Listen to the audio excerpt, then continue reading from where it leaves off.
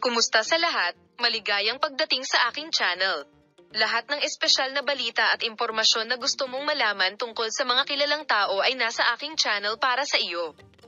Para dito, huwag kalimutang mag-subscribe sa aking channel, i-like ang aking video at ibahagi. Ngayon ay magpatuloy tayo sa mga detalye ng isang bagong balita sa Engin at Tugba.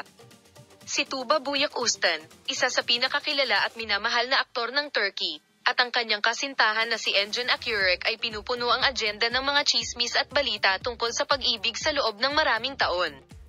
Bagamat ang parehong aktor ay may malaking fanbase at internasyonal na tagumpay, ang tabing ng misteryo sa kanilang pribadong buhay ay tuluyang naalis. Sa wakas ay ginulat ng dalawang mahuhusay na pangalan ang mundo ng magazine at ang kanilang mga tagahanga sa pamamagitan ng paggawa ng bagong pahayag tungkol sa kanilang buhay pag-ibig.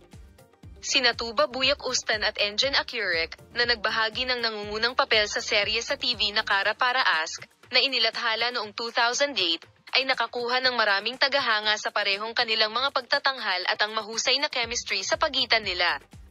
Gayunpaman, sa panahong ito, maraming tsismis at haka-haka ang lumitaw tungkol sa kanyang pribadong buhay.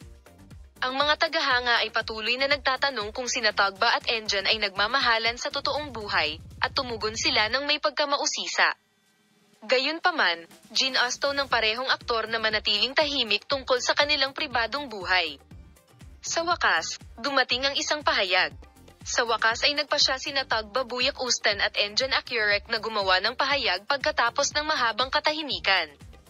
Nagsagawa ng espesyal na press conference ang mag-asawa at ginulat ang kanilang mga tagahanga sa pagbibigay ng bagong impormasyon tungkol sa kanilang buhay pag-ibig.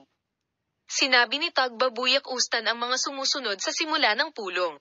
Matagal na nating hindi pinansin ang mga tsismis at haka-haka. Ngunit ngayon ay oras na upang ipaliwanag ang isyong ito.